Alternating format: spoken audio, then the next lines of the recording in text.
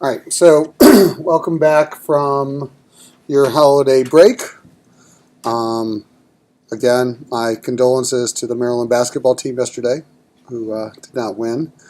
Uh, but today, what we're going to do is really focus on two major things. One, we're going to talk a little bit about the homework 5 that you did right before spring break, if you can remember that long ago.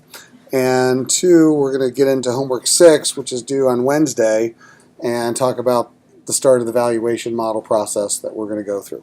So I will post a solution a little bit later, but basically, here's something representative. I actually downloaded one of a student's solution. I thought they did a much better formatting than what I would have done for the and cleaned it up a little bit.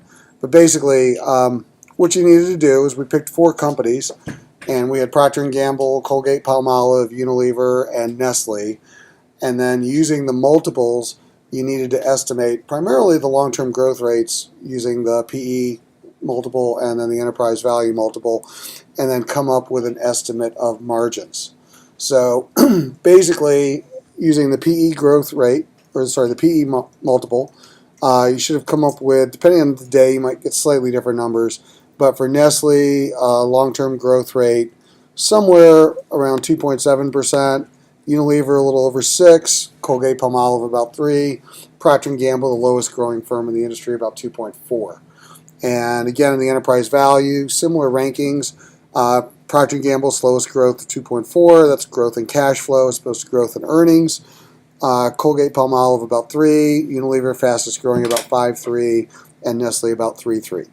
And then finally, with the margins, the lowest margin firm in the industry based on trading multiples would have been Unilever at about 15% operating margin, about 16% operating margin at Nestle, about 20% at P&G, and about 26% at Colgate-Palmolive. Again, a little bit differences based on time of day and day of the week that you did it, but somewhere in this range. So again, you needed to get all that data and then basically explain why certain companies were trading at premiums or discounts to the average. So in this case, if I look at enterprise value to EBIT as a starting point, what I can see is that really the two companies trading at a sort of a premium to the market would have been Unilever and Nestle. And Nestle probably has the highest enterprise value to EBIT multiple more than anything else, because they actually have a pretty low tax rate compared to their peers for a slightly above average growth rate and a positive spread with an expected ROIC around 12% or so. And the other thing that Nestle has going for it is a low WACC. So 2 things about the spread. Remember that ultimately what we're trying to do here is we're trying to discount cash flows. So a lower WACC helps the cash flow valuation and therefore helps the multiple. And also remember that the ROIC is the expected ROIC on the incremental cash flows, right? As opposed to the discounting of the cash flows, which is also done on the core cash flows, right? So the key value driver model is looking at the ROIC on the future earnings. We still have a core business in there. And so therefore a lower WACC will help the value and the valuations of a core business. Matter of fact, the high WACC actually is exactly what's hurting Unilever. So even though on new business, the ROIC is the highest, or second highest in the industry, but pretty high at Unilever, the problem is they have a very high WACC, which is not only discounting that, but it's discounting their core business of existing cash flows. So that's kind of putting a damper on how high their enterprise value multiples could be. But basically, Unilever is benefited by very high growth at a good return, but it's not as high an enterprise multiple as if their WACC was about the same as the rest of the industry. The other end of the scale, we see Procter & Gamble trading at a discount, primarily because of their low growth rate. So again, positive spread, relatively low WACC, but very low growth rate. Whereas Colgate-Palmolive is doing better than Procter & Gamble because they got a better growth rate. And here's what's interesting. I think that they also have sort of a distorted ROIC and a distorted ROE. Their ROE is about 167%. But I think more than anything else, what's really hurting Colgate-Palmolive is this 34% tax rate on their multiples. That they're clearly paying more taxes than their other 3 peers. and as a result of that, it's just kind of hurting their multiple a little bit, and probably causing the primary reason they're trading at a discount. By the way, the other thing I could say about Unilever is I also think that the market is probably looking at their lower margins, and that is also probably hurting them a little bit, and it does obviously in the enterprise value to sales ratio. On the PE ratios, again, very similar story. For Procter & Gamble, you basically see low growth hurting their multiple more than anything else. Colgate-Palmolive, this is a very distorted return on equity. So this is an example of why we prefer the enterprise value multiples to companies don't generally earn 140% returns on a regular basis. And again, what's really hurting them is that high tax rate. Unilever, again, hurt on the PE multiple as well. Despite having a slightly above average PE, not being higher with the high growth, high return because of the high cost of equity, and Nestle benefiting by a very low cost of equity, even though they have slightly below average growth and about average return on equity. They're benefited more than anything else by their lower risk. So somewhere in that range of data points is really what you should be looking at for this solution to homework 3.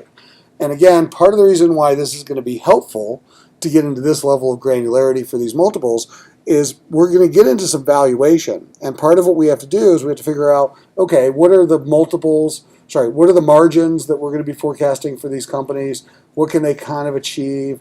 What kind of tax rates should we be using for these companies? So by getting some of the data on the multiple exercise will actually help us when we do our DCF valuations, right? But nonetheless, this is kind of what we're looking for in the homework assignment.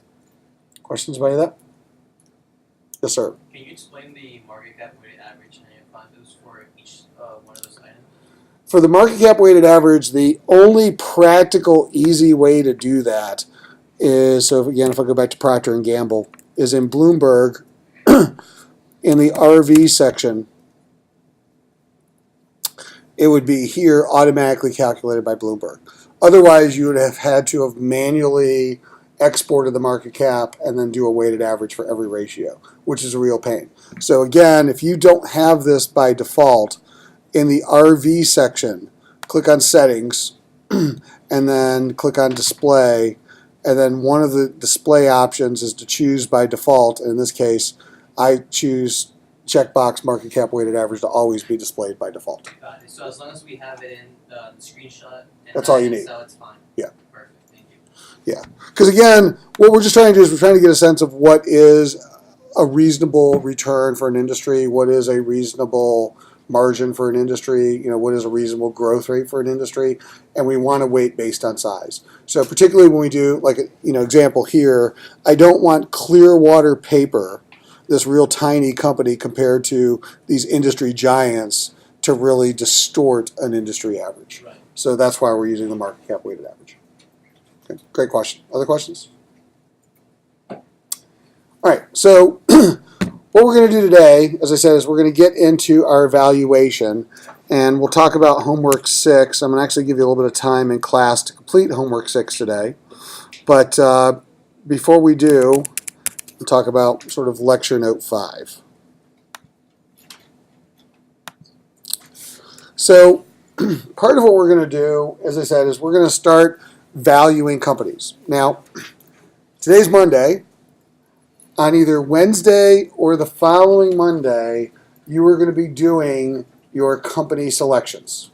Right? So what that means practically is I'm going to give you the industry, and then you're going to pick as a team which company in that industry that you are going to do your evaluation project on and presentation for. And you're going to do that in a little over a month.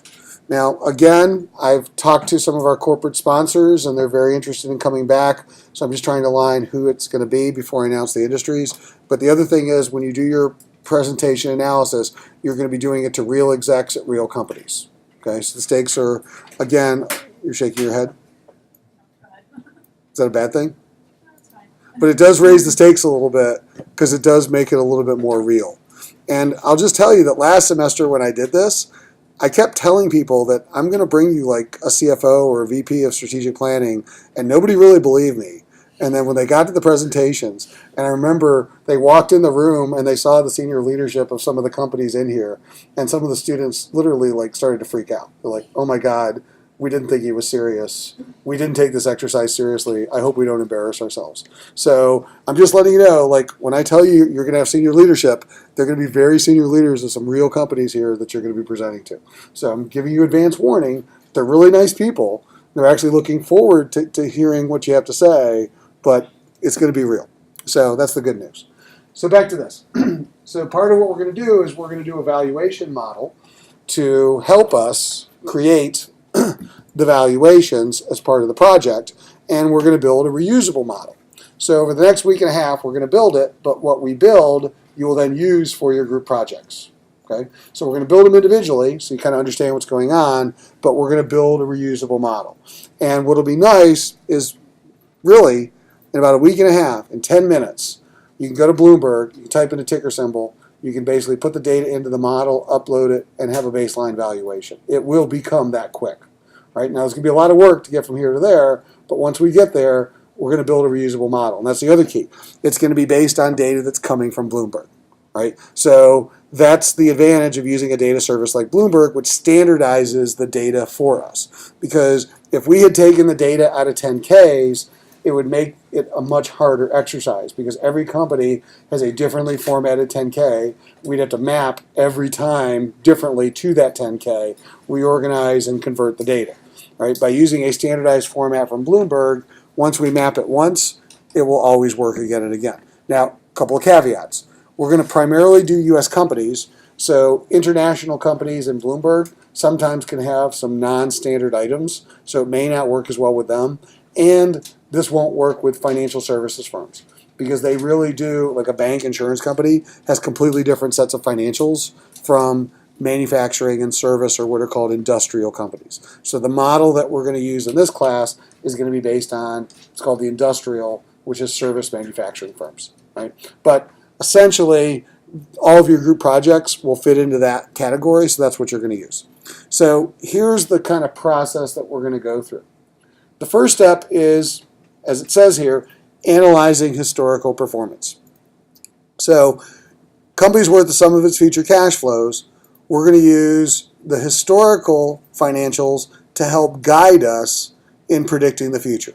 Right? So the past doesn't predict the future, but it gives us a little bit of a roadmap as to what that future could potentially look like.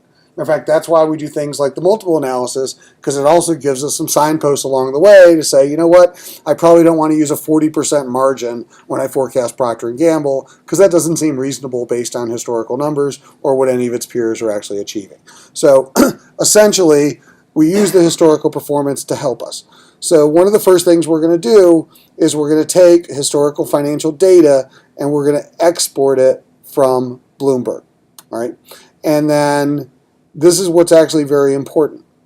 We're going to use this to then forecast financial statements and then forecast cash flows. Except, as a best practice, we're not going to directly forecast the financial statements.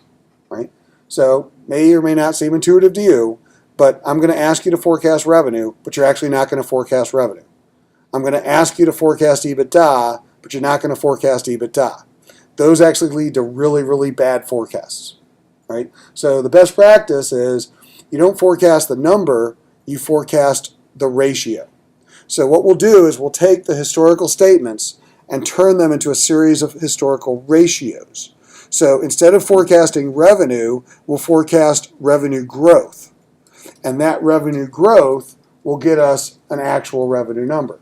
We won't forecast EBITDA, we'll forecast EBITDA margin. And again, that will get us a forecast for EBITDA margin, which will get us the EBITDA. So what we found over time, and this is what the real professionals do, is it's much better and gives you much better valuations to forecast the ratios rather than to forecast the statements themselves. So that's the process that we're going to use in this class. We'll get the statements, we'll convert them into ratios, we'll forecast the ratios. Those forecasted ratios will then create statements. And then we'll turn those into economic statements. Now, when we forecast, the difference between forecasting a company and forecasting a project is we assume companies last forever. So we have to predict cash flows, financial statements forever. Well, forever is a really long time. And as we go further and further out, our forecasts become less and less meaningful. So what we're going to do is we're going to divide the forecast period into two distinct periods, the short term and the long term. The short term period is a period of time where we will go period by period, year by year, and basically forecast out the statements year by year, right? And typically most people do that for about 5 to 10 years, right? Then when your data gets less and less meaningful, you then cross over into what's called the continuing value period, or CV, and that's the long-term period, and that's where we proxy using the continuing value formula, which in our case will be the key value driver formula, right? So that's the growing perpetuity, right? So essentially we use a growing perpetuity for the long-term value, and we individually forecast up until we get to that long-term value, right? Now here's the thing, the version of the growing perpetuity we're going to use in this class is the key value driver formula. That formula has got 4 numbers in it. So what we're going to do is we're going to reduce the long-term value of companies, which on a DCF basis you're going to see is probably around 70% of a company's value. It's going to be based on those 4 numbers, right? And it's just what we do. Now, here's the thing. The real key becomes, when do we cross the chasm, stop forecasting year by year, and then go and jump to this continuing value period. Now, what's interesting, for the last several years, I've been asking this as an exam question. I've been talking about it during class, and still 60% of the people in the class miss the exam question. So now it's even on video, right? So here's the thing. The actual answer is it depends, right, as to when you go into continuing value. And here's 2 important factors. Factor number 1, let's say we're doing a cyclical company. And I used the example earlier today of Alcoa. So I'll go to Alcoa here in Bloomberg. And under FA, I can see their historical statements. Well, what you can see is Alcoa's revenue in 2008 was $27 billion. Then it fell to $18 billion. Then it went to $21 billion. Then $24, then $23, now $23.9 last year. So they still haven't hit the sales that they did in 2008, and then they kind of bottomed out in 2009 and have been recovering. Example of a perfectly cyclical company. Alcoa makes aluminum. It's a commoditized business. It's going to go through ebbs and flows in the business cycle. So here's the point. What we want to do is we want to forecast an entire business cycle, right? So if a company's cyclical, we want to make sure we capture the whole cycle. And where we want to end up is in the midpoint of the cycle, right? Because if we forecast Alcoa and we end at the bottom of their cycle when they're losing money and their revenue is down, remember the growing perpetuity is going to start with our current year's cash profit and then grow it. And then it's going to do an expected ROIC. But if we're at the bottom of the cycle with profit and then we grow it, we're probably going to undervalue that company because it's going to grow much faster in the short run. So we need something representative of the long term. Same thing. If I value Alcoa in 2008 and I call this my continuing value and I'm at the peak of the cycle, then I'm probably going to grow over the peak, starting at the very peak, and I'm not going to see that it's going to come down. I'm going to overvalue Alcoa. So one of the things, I need to capture the cycle, and ideally when I get to the continuing value period, I'm at the midpoint of the cycle. Right? Second, and this is even more important, ideally the real answer is I want the company to be mature when I enter continuing value. And here's why. 4 numbers are going to matter. And so it's the range of possibility of those 4 numbers that are going to matter. So if the company's mature, then the range of possibilities of those 4 numbers is far more limited. If the company's in a growth stage, the range of possibilities for ROIC is much higher and much more uncertain. The range of possibilities for growth is much higher and much more uncertain. The range of possibilities for profit is much higher and much more uncertain. So that's the idea. If the company's mature, then it's actually a more easy to understand forecast. So for example, what that really means, if you think in terms of G, for US and European companies, then I want their G to be around 3% or less. Right? Because if the G is 3%, that means they're growing with or below the economy and they're probably mature. If I need to use a G of 5 to 7% for a US company, then they're not mature. They're still in a high growth mode. Right? So that's the ideal point, is when you're growing about the rate of the economy, then you're a much more mature company in the US and Europe. Right? If I'm doing Asia, if I'm doing China, I don't use 7%. because China, as they get bigger, is going to eventually probably look more like the U.S. And in 10 or 15 years, China's probably going to start growing at 3 or 4%. So that's the point. Even with a Chinese company, I don't want to use 7%. I want to forecast them until they get to a point where they're growing at probably 4 or 5%. And it gets a little trickier because I'm proxying the fast growth the next few years of China with the eventual mature growth. So I may not use 3% for a Chinese company, but I'm not going to use 7% for a Chinese company as G. It's going to be somewhere between the two. Right? But that's the whole point. That's why forecasting in China is actually more difficult than forecasting in the U.S.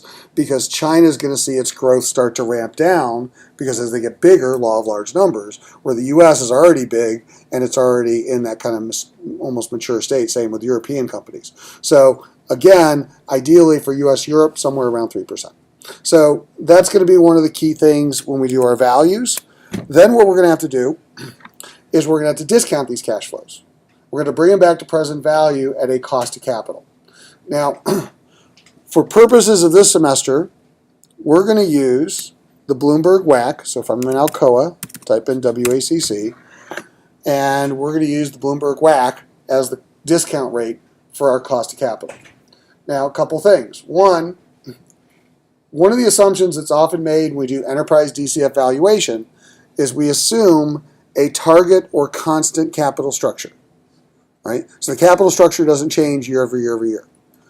Because we use that assumption, it also means that our WACC stays the same over the life of our valuation, right? So as long as we're using a target capital structure, we don't have to year by year forecast the WACC. Now, here's the thing. If we're year by year forecasting the cash flows, and then if we're year by year forecasting the WACC, it just makes the valuation even less meaningful, because we're just putting too much uncertainty into it. So practically what people do is they kind of settle on a WACC, and then they change and vary the cash flows. And so that's the process that we're going to kind of embrace in this class. And so here's the thing. Bloomberg calculates WACC the way that we've learned it here in business school. So again, the debt and the equity are going to be based on market weights. They know those weights. They've done that for us. The debt is based on the yield to maturity after tax. And that's the nice thing, is that when we issue debt, the banks tell us what they want. We know the tax rates, so we kind of know the after-tax. And then if it's publicly traded, we know the yield to maturity on the debt. So we kind of know what that cost of debt really is pretty well. Again, Bloomberg's pretty easy for that. Tricky part is the cost of equity. Now, if you ask any shareholder what they want, the most common answer they're going to give you is more. Right? They're not going to give you a number. They're just going to say I want as much as possible. So we estimate that. Well, Bloomberg, like we do here in the academic side, uses the capital asset pricing model to help estimate a cost of equity. Matter of fact, if you click on the equity field in the WACC screen, it'll pop up the screen, which is the CAPM in motion.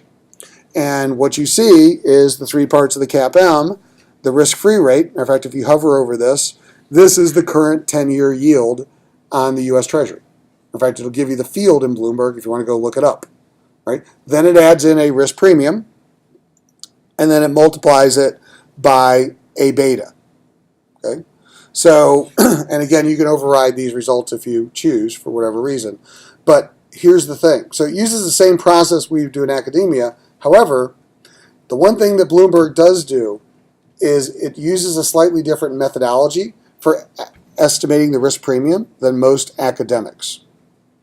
So what the academics do is, and we don't all agree on this, but what they typically do is they'll do a long-term risk premium based on long-term asset prices. It goes back to the Chicago SPBI stuff.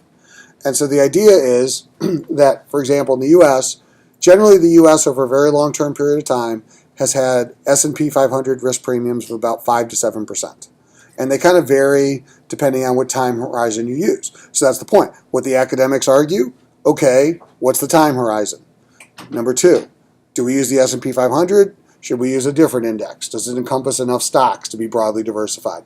And then what portfolios? So we argue over what's in the asset class, we argue over the time frame, and then we also make an assumption and argue whether the past repeats itself. Right? And then generally we come up with the idea of a risk premiums. That's not what Bloomberg's doing here.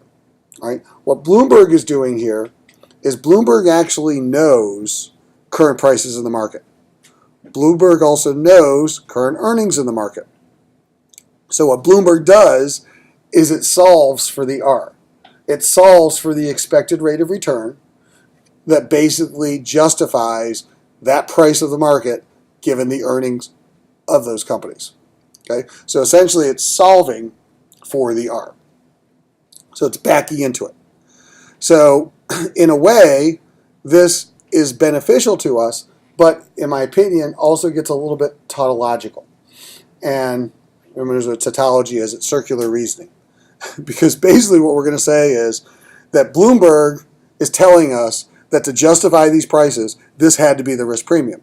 So they basically back into that risk premium, they back out the risk-free rate, and they say whatever's left has to be the risk premium of the S&P 500. So again, to justify the S&P 500 stock prices, 9.3% is got to be the rate on the market. Subtract out the current risk-free, the estimated risk premium on the S&P 500 is 7.39. The academics would argue that number's too high because historically it's been through 5 and 7. But what I would tell you is that's what the market's actually using today at current earnings in order to justify the current price. So here's the thing. If I had to choose which cost of capital I'd rather use, a long-term guesstimate that I want to make or what the market's actually using to price the stocks, I'd rather use what the market's actually using to price the stocks based on current earnings. And this is what I mean by circular reasoning. Because what I'm doing is I'm using the market to tell me what the cost of capital is so I can use the cost of capital to tell me what the market prices should be. So in a way, it does make our valuations a little bit more straightforward. Right? So that's the approach that we are going to take. Now, every now and then, you might disagree with what the market is saying.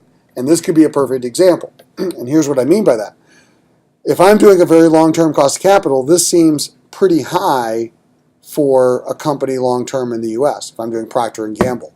So I might be penalizing Procter & Gamble for this. But let me tell you why that the market is, I think, making the adjustment in a different way than the academics would make the adjustment. Right? And here's what I mean. Right now, in Europe today, there are negative interest rates. Right? I find it hard to believe, but basically Germany, Switzerland, I think it's Norway, several countries out there that are issuing 5-year bonds, and you're having to pay for the privilege to own the bonds, and you actually get less money guaranteed, risk-free, 5 years from now than you did today. Okay, so that's Europe today. Matter of fact, 3 weeks ago, 2 companies in Europe, companies, not countries, issued negative yield 5-year debt. Matter of fact, one of them was on our homework list. It was either Nestle or, I think it was Nestle. It was either Nestle or Unilever. Issued 5-year debt at a negative yield. Yes? Are they trying to encourage people to invest in the market instead of... That's kind of what the government is doing. Yeah. Because basically they're saying, look, you want to put money in a bank, you're not going to do anything, you're better off putting it somewhere else. And hopefully that somewhere else is the stock market. Right? But nonetheless, that was the thing, is that when the U.S.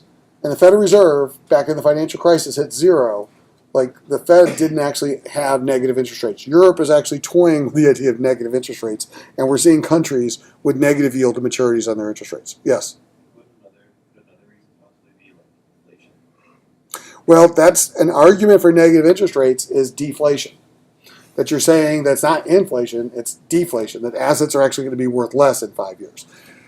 Any way you slice it, it's really bad news for European economies. And oh, by the way, if you've noticed, if you went to Europe in the last few weeks, it's gotten a lot cheaper, right? Because it used to be 1.39 to the euro, now it's 1.07 to the euro. And I was reading, one of the banks is predicting 0.92. Okay, so it's going to get really cheap this summer if you're thinking about tooling around Europe. It's going to be cheaper to get there than it ever has been in a long, long time. But here's the problem. It's really bad for Europe. Right? Because what it's causing is capital flight.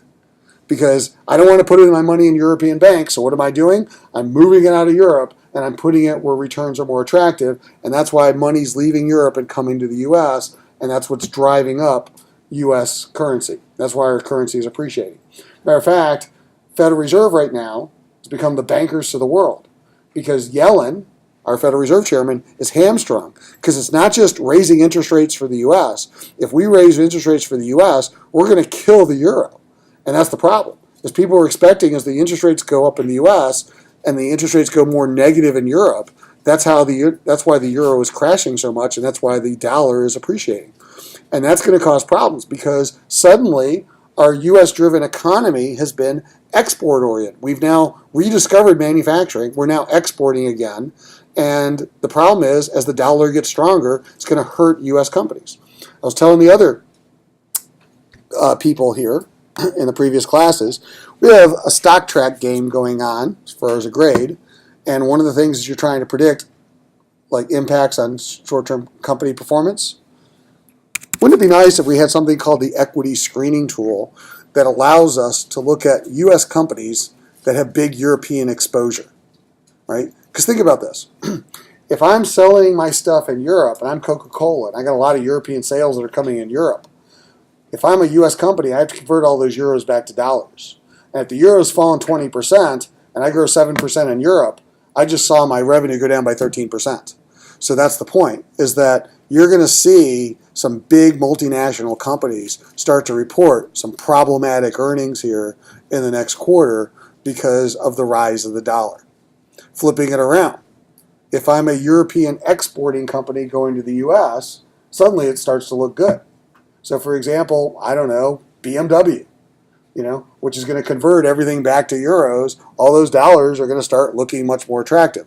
Now, the other problem, though, is that the BMWs are going to get more expensive here in the U.S. That could also hurt them. But the flip side is that's something we can actually look for and think about as impact of stock track. But it does affect what's happening with U.S. monetary policy right now and therefore stock prices. So how does this go back and tie to the cost of capital conversation we're having? Well, have you guys heard of quantitative easing? You know the Europeans are now doing quantitative easing? Does everybody here know what quantitative easing is? What is it? Issuing bonds. It's not issuing bonds. The asset purchasing program. It's an asset purchase program. But another way to think about it is it's the 21st century version of printing money. That's what quantitative easing is. It's printing money, right? And it happened in the U.S., and here's how it happened. It's actually kind of what happened with Europe, is that back in the financial crisis, 2008, 2009, the Federal Reserve controls short-term interest rates. They don't control long-term, they control short-term, right, directly.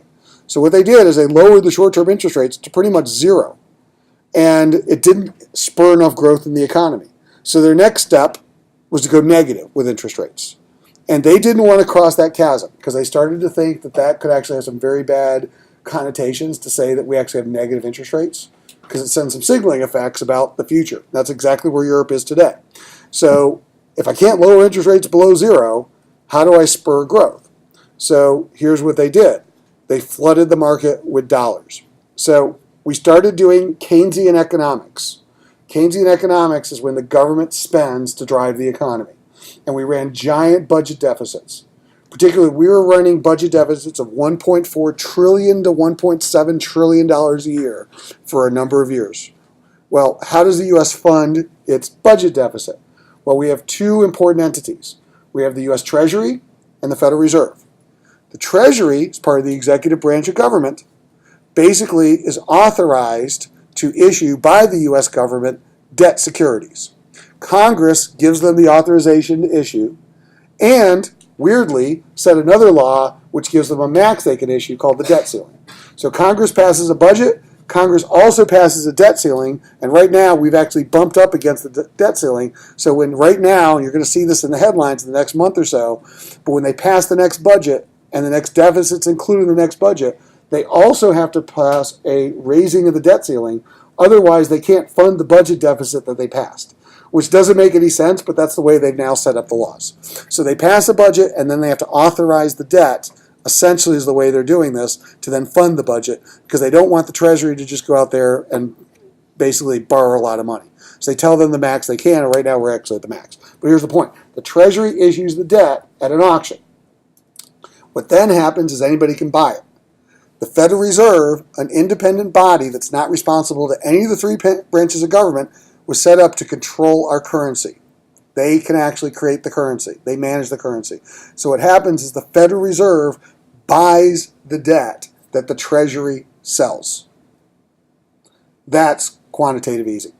And they were buying at the rate of 80 billion US dollars per month. Times 12 is $1 trillion. So for the last 6 years, up until this year, the Treasury has been buying from the Treasury, the Fed has been buying from the Treasury about $1 trillion a year worth of debt. So here's the point.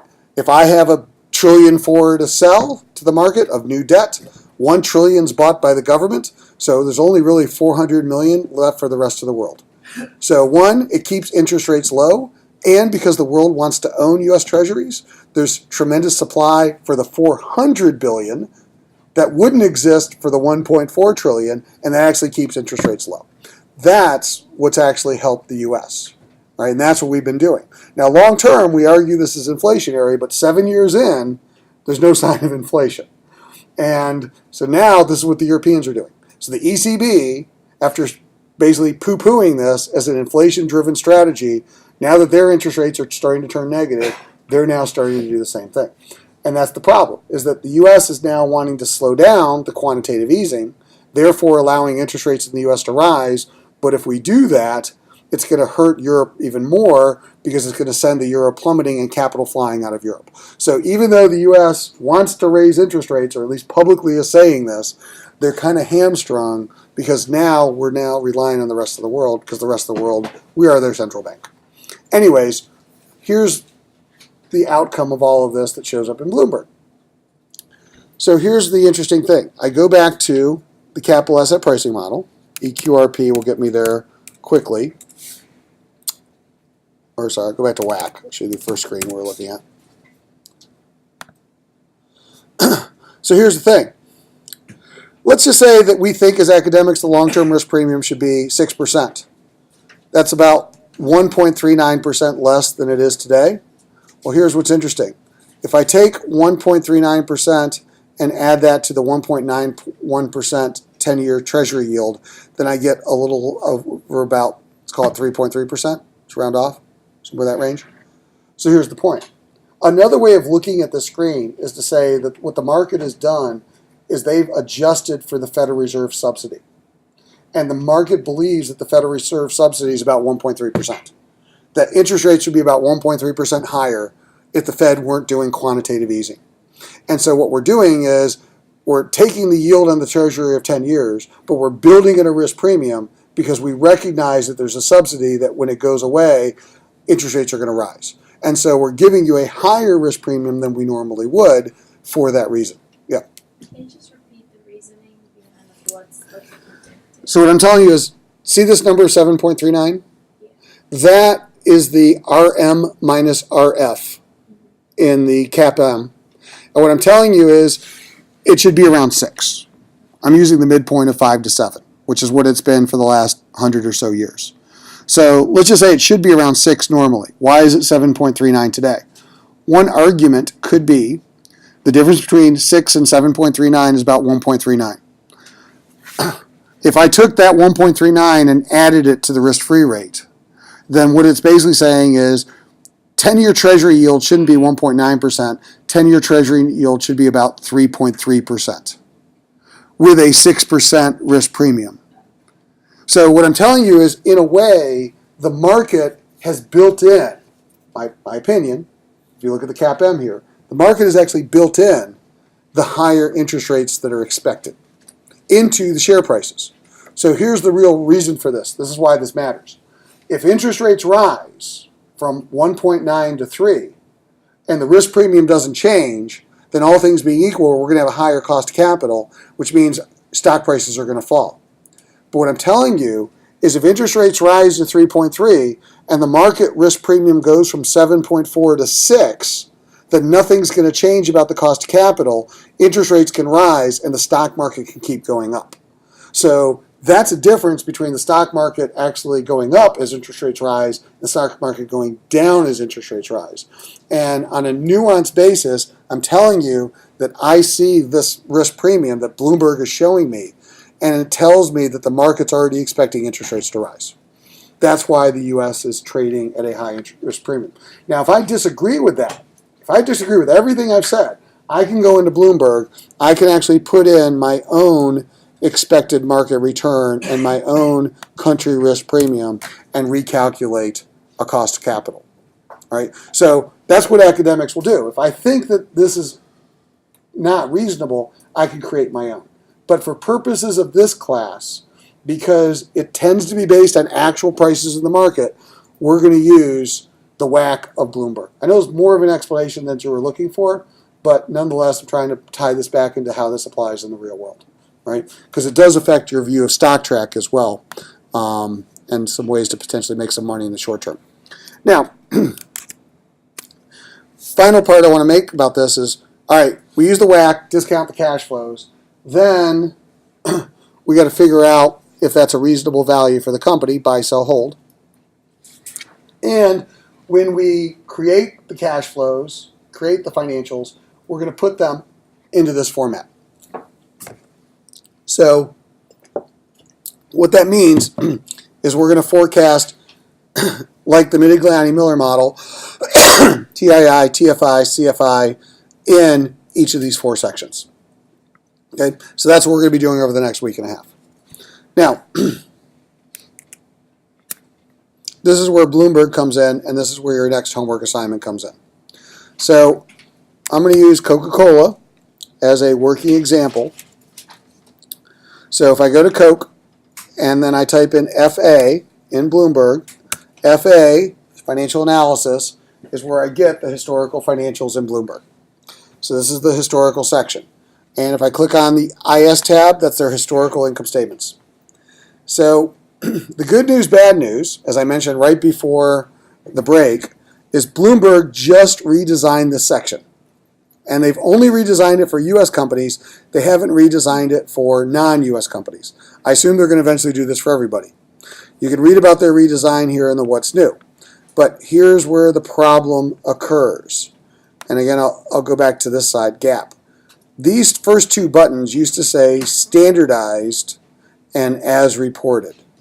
Now the standardized has been split into adjusted and gap, and standardized is gone, which I'm sure frustrates a bunch of financial professionals because we kind of rely on Bloomberg to always give us the same thing. And whenever they change it, like all of our models that are built on this suddenly break. So I'm sure that there's a lot of time and attention spent on this on their part. But here's the point. Standardized is no longer an option for the income statement. Here's why standardized is important to us. When we take this data and export it to Excel so we can build a valuation model, I want row 2 in my Excel file to always be revenue. I want row 3 to be cost of revenue. I want row 4 to always be gross profit. Right? That's the idea of a standardized statement. So every time I export it, it's the same row, which means that I can build formulas that tie to that row always being what that row is. That's how we get the reusable model. That's part of the process we're going to do. Here's the problem. It's a benefit and a problem. So as part of their new format for the income statement, if I click on revenue, then it shows me for Coke product brand segments. And if I click on product brand segments, it shows me non-alcoholic beverage revenue, bottling investment revenue, corporate revenue, and eliminations, which add up to the revenue. And if I click on geographic segments, it shows me all their geographic segments and all their revenue. Well, that's great, but if I go to another company, they don't have those same segments, and they don't have those same regions. So suddenly, gross profit shows up on row 15, sometimes for Coke, and then it shows up on row 6 for another company that's not as diversified. So by putting in all this extra data, which is really cool, and I'm really excited to see it here at my fingertips, as opposed to having to go search for it, they've actually broken this idea of a standardized template. And we were actually using their standardized template to create our financial model. So, how do we solve the problem? We come over here to the Custom tab. In the Custom tab, we are going to create our own standardized template of Bloomberg fields for the income statement, balance sheet, and cash flow. So what I did, while you guys were on break, is I went through Bloomberg and I figured out exactly what fields off the income statement, balance sheet, and cash flow we need for our model, right? And I created this template. You need to recreate this template in this order with these exact fields, and that's called homework 6, right? Because, and this is individually saved to your own Bloomberg account, here's the nice thing. Your homework assignment is to recreate the template for Coca-Cola and then give me Pepsi. So here's the point. I take the Coca-Cola template, I go over here, I switch this to Pepsi, I hit enter, and there is all my homework. So I've completed my homework once I export it to Excel. There's all Pepsi's data in this template. Matter of fact, I can go back here and I can go to Alcoa, and there's all of Alcoa's data in that template in that order. So here's what's going to happen on Wednesday. On Wednesday, you would have finished this assignment. At the beginning of class, I'm going to give you the company that we're going to actually build the valuation model on. You're going to go into your template, you're going to type it, you're going to export it, and about 1 minute later, you'll be ready to start building the model that I give you. If you don't have the template, well, you're going to fall far behind very quick. So your homework assignment between now and Wednesday, I'm going to give you some class time today to finish this, is to basically create and model this exact template. So what I did is on Canvas, I exported the Coke model as the starting point this morning using this template, and I did it this morning so that when you create the data, you can literally open the Coke model and yours should exactly match that, right? Because I don't think the data's changed today, so basically you're going to see the exact same data when you finish as what I have here, right? So again, you can't just submit this file because that's not the homework assignment. The homework assignment is to create the template. The file's Pepsi, so you can't even give me Coke. You need to put Pepsi in this format. So what do I need to do? Now here's the other important thing. When I open up this file,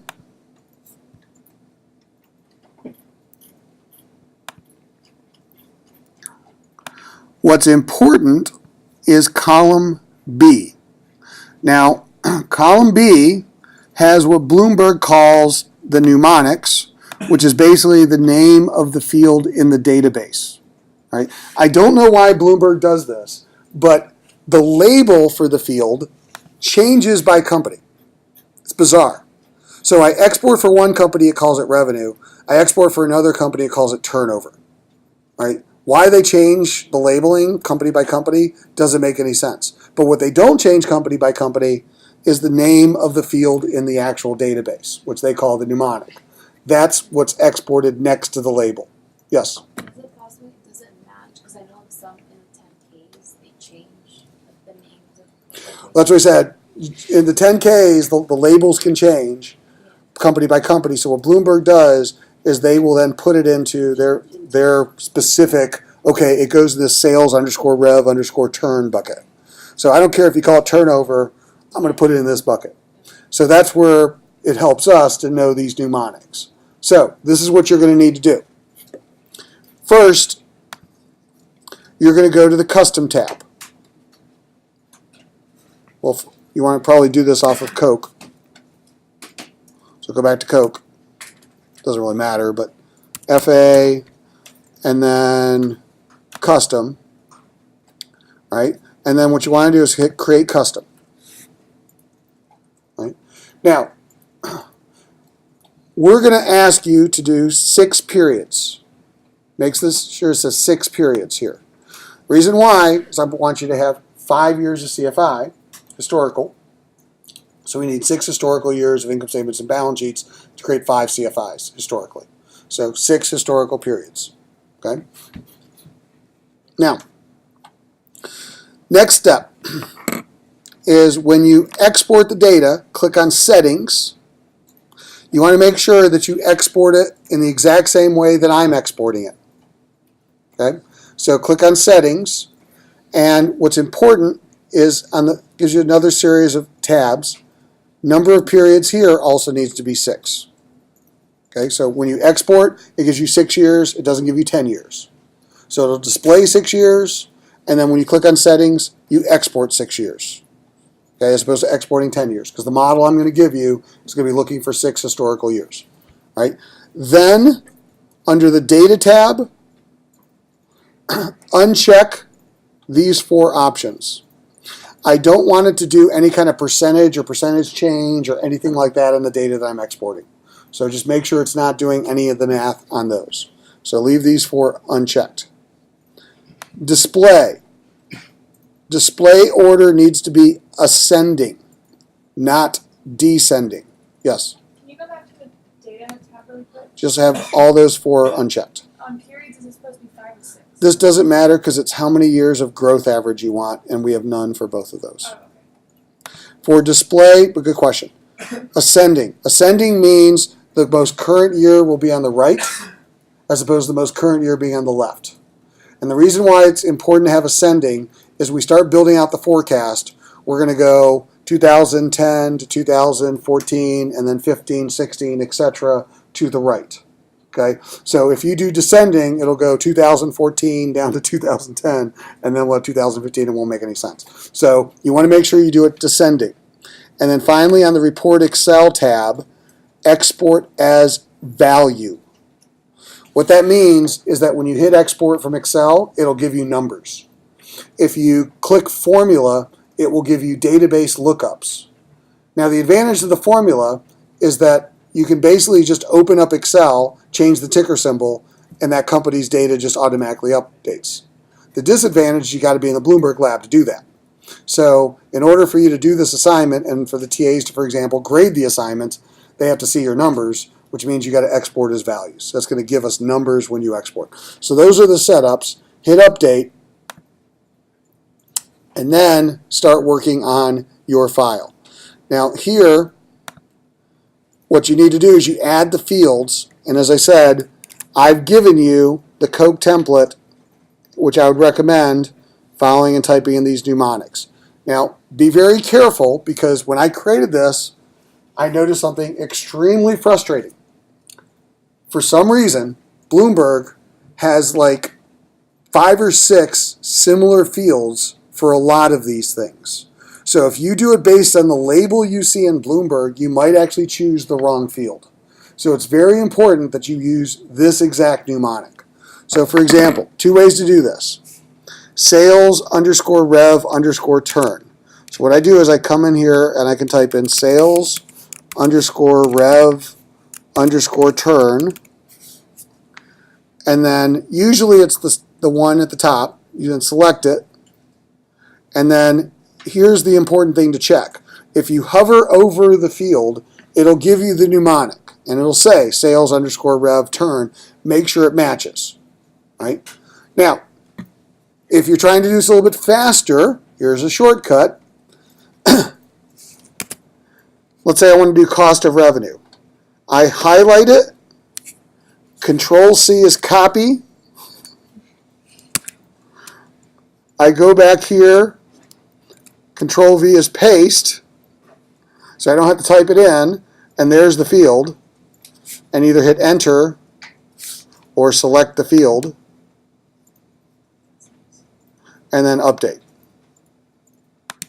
So you have 2 options. You can type or you can copy and paste. Now the copy and paste might be a little bit faster, but be careful even when you do this because, and let me tell you, this is where it gets frustrating. So you're going down your list, you get down to this one, income loss from affiliates. So you start typing in income underscore loss underscore from, it was underscore from affiliates. From underscore affiliates. Now here's the problem with this one. The first field says positive income, negative loss from affiliates. The second field says negative income, positive loss from affiliates. Whoever thought of this in Bloomberg should be fired. I mean, it doesn't make sense that you actually have the same number, one is positive, one is negative, as your standard fields right next to each other. It's so easy for somebody to make a mistake, right? So this is what I mean by you got to be careful because there are so many fields that are just like this as you go through their standardized fields that if you accidentally select the wrong one, then you'll either get the wrong number or you'll get a number that's a negative, the model expects a positive, and then none of your statements will balance. So this is what I mean by just when you select it, check the mnemonic. So for example, if I select this one, then I go here and this says IS underscore EQY underscore earn underscore from investment. Well, that's not this. So I just selected the wrong one. Okay, I had a 50-50 chance I picked the wrong one. But that's why I'm saying it's important that you're going to see some labels which are really close to each other. Minority interest ones are another example of this. And just make sure you do the ones with the mnemonic. So the simplest way, Control-C, Control-V. Copy, paste them in, and that way you get the exact one, select those. And it's usually at that point the one on top. Right? But nonetheless, there's about 70 odd items.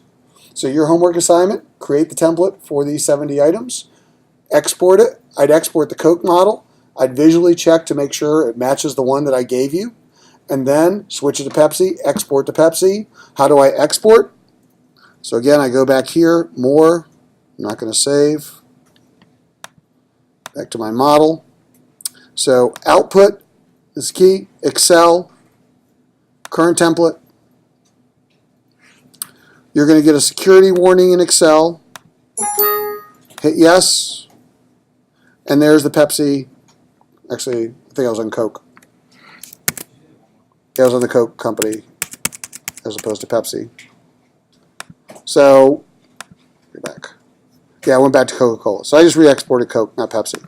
But in any event, so, where is this? When I export either Coke or Pepsi, in this case, final step, file, save as, pick a place. By default, Bloomberg gives it to you in some crazy XML format, which the TAs won't be able to read. So save as Excel workbook, right? So save your file as an Excel workbook, save it, and then that's the file that you're going to upload. But that's pretty much your homework assignment. So we're So- submitting the Pepsi one, not the Coke.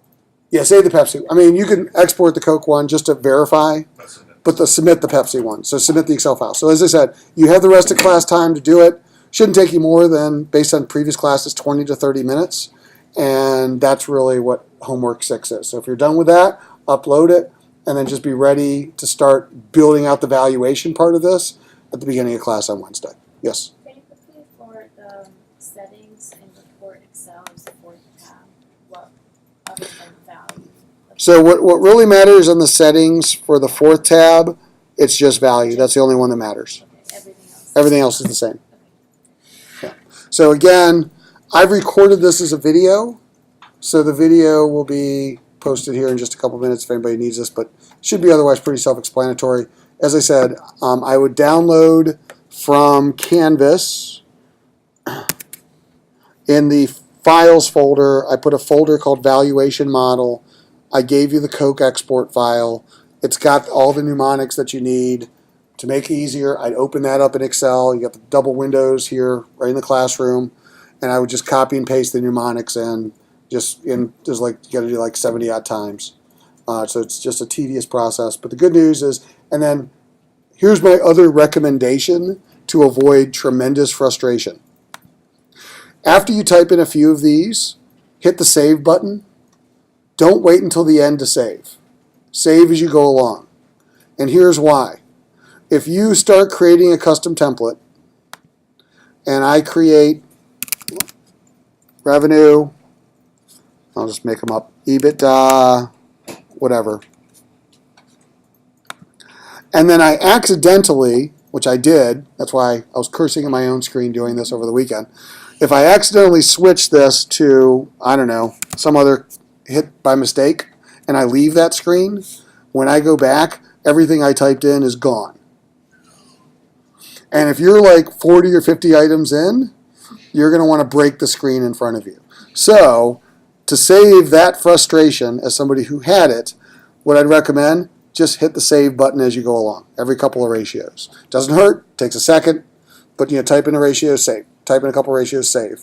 So that way, if you do leave the screen, and odds are 70 times in Bloomberg, you're probably going to accidentally jump someplace else, then you'll go back to it and everything that you've done has already been saved. So you don't have to restart the model. Yep. What should we say the template is? Whatever you want. I called mine model, M-O-D-E-L. That's the name of my template. But you can, because I have more than one template in here, but you're welcome to save it, whatever you want, because it's basically going to be in your account. So you're going to be the one who's going to use it, nobody else. And that's the thing. Everybody will have this model in your template. But this is important because upcoming homework assignments are going to basically be, go get the data from this company using our template. So everyone will need this model template in order to be able to do the homeworks as well coming up, because we're going to start doing companies every class. Right? So again, I'm going to post this. Yes? And then it says save, do you have a shortcut thing? You don't need a shortcut. But what Bloomberg will literally let you do is save some shortcuts so you can quickly type in that name and go right to that template. Like FA space, whatever, shortcut. Right? Again, really good questions. So again, I'm going to save this. I'm going to post this on YouTube, and I'm around the rest of the class if anybody has any questions.